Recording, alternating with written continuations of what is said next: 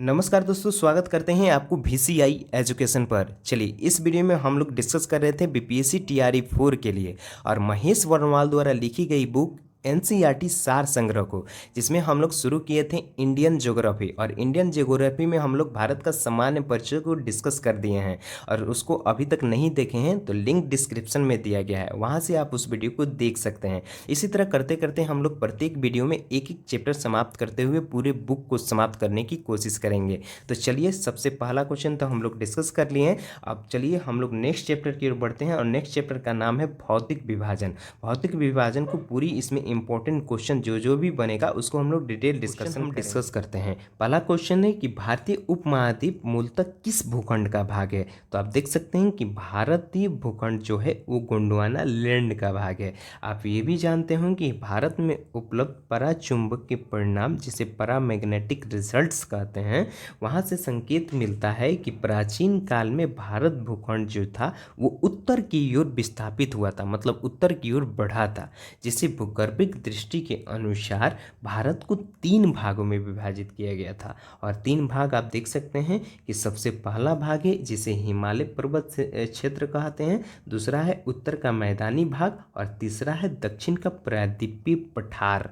उसके बाद आप देख सकते हैं नेक्स्ट क्वेश्चन की ओर बढ़ जाते हैं। नेक्स्ट क्वेश्चन है कि हिमालय का निर्माण समानांतर वलय श्रेणियों से हुआ है, इनमें प्राचीनतम श्रेणी कौन सा है।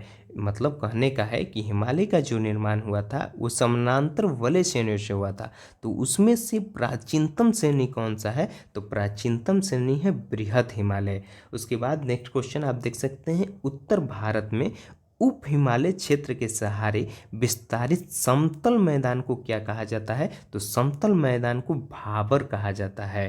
नेक्स्ट क्वेश्चन आप देख सकते हैं कि हिमालय की पर्वत श्रेणी, मतलब हिमालय की जो पर्वत श्रेणी है ये प्रायद्वीपीय प्रदेश का कौन सा भाग है। तो ये शिवालिक का भाग है। नेक्स्ट क्वेश्चन देख सकते हैं कि शिवालिक शैल समूह को दक्षिण में स्थित भाबर क्षेत्र को किस संरचना का उदाहरण है। तो ये गिरिपद की स्थिति का उदाहरण है। आप ये भी जानते होंगे कि जो शिवालिक श्रेणी है इसकी औसत ऊंचाई जो है वो 600 से 1200 मीटर है। नेक्स्ट क्वेश्चन आप ये देख सकते हैं कि लघु हिमालय किन श्रेणियों के मध्य स्थित है। लघु जो हिमालय है ये महान हिमालय और शिवालिक हिमालय के बीच स्थित है। नेक्स्ट क्वेश्चन आप देख सकते हैं। नेक्स्ट क्वेश्चन ये डिस्कस किया हुआ है कि हिमालय की नवीनतम पर्वत श्रेणी कौन सी है। तो हिमालय की नवीनतम पर्वत श्रेणी की बात किया जाए तो ये शिवालिक है। नेक्स्ट क्वेश्चन आप देख सकते हैं कि नर्मदा एवं ताप्ती नदियों के मध्य कौन सी पर्वत श्रेणी स्थित है। तो ये सतपुड़ा पर्वत श्रेणी है। नेक्स्ट क्वेश्चन आप देख सकते हैं। नेक्स्ट क्वेश्चन ये बताया गया है कि हिमालय की सबसे ऊंची पर्वत श्रेणी कौन सी है। तो हिमालय की सबसे ऊंची पर्वत श्रेणी की बात किया जाए तो हिमाद्री और बृहद हिमालय है। नेक्स्ट क्वेश्चन आप देख सकते हैं कि बृहद हिमालय की औसत ऊंचाई कितनी है। तो बृहद हिमालय की औसत ऊंचाई की बात किया जाए तो मात्र 100 मीटर है।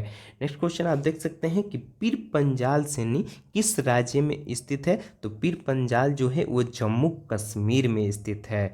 नेक्स्ट क्वेश्चन आप देख सकते हैं कि नेक्स्ट क्वेश्चन आप देख सकते हैं, उत्तराखंड के पताल तोड़ कुएं किस भाग में पाए जाते हैं।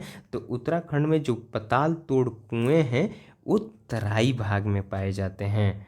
और अक्साई चीन जो है वो लद्दाख का भाग है, आप ये भी जानते होंगे। और नेक्स्ट क्वेश्चन की बात करें, नेक्स्ट क्वेश्चन में ये लिखा हुआ है कि पश्चिमी हिमालय प्रदेश के प्रमुख प्राकृतिक संसाधन क्या है। मतलब पश्चिमी हिमालय जो है वहाँ के प्रमुख संसाधन कौन सा है। तो वो वन है जो प्राकृतिक द्वारा निर्मित हुआ है। आप देख सकते हैं कि भारत की प्राचीनतम पर्वत श्रेणी कौन सी है। तो भारत का प्राचीनतम पर्वत श्रेणी की बात किया जाए तो इसे अरावली कहा जाता है। और अरावली श्रेणियों की अनुमानित आयु कितनी होती है। तो इसका आयु जो होती है वो -600 से -570 मिलियन वर्ष होती है। नेक्स्ट क्वेश्चन आप देख सकते हैं कि माउंट एवरेस्ट जो नेपाल में है, नेपाल में इसे सागर माथा के नाम से भी जाना जाता है। आप ये भी जानिए कि अरावली किस प्रकार की पर्वत श्रेणी है, मतलब अरावली जो है वो कौन सी प्रकार की पर्वत श्रेणी है, तो इसे अवशिष्ट पर्वत श्रेणी के नाम से जानते हैं। और दक्षिण भारत की सबसे ऊंची चोटी कौन सी है, जिसकी लंबाई है 2695 मीटर, इसे अनाईमुड़ी के नाम से जाना जाता है और ये चोटी दक्षिण में केरल में स्थित है। उसके बाद आप देख सकते हैं नीलगिरी की पर्वतमाला का विस्तार किन राज्यों में हुआ है, तो ये 2 राज्यों में हुआ है, भारत के तमिलनाडु और केरल राज्य में हुआ है।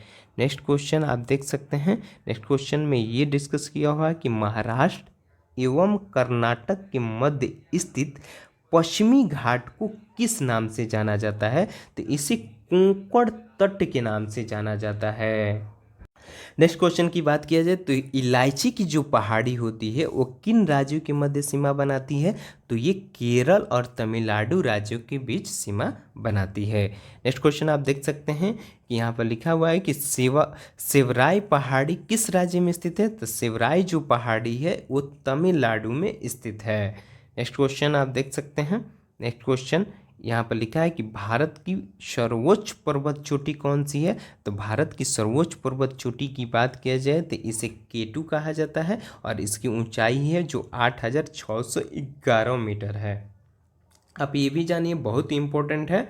और आपको बता दें कि विश्व की सर्वाधिक तीव्र ढाल वाली चोटी जो राकापोशी है, लद्दाख श्रेणी में स्थित है।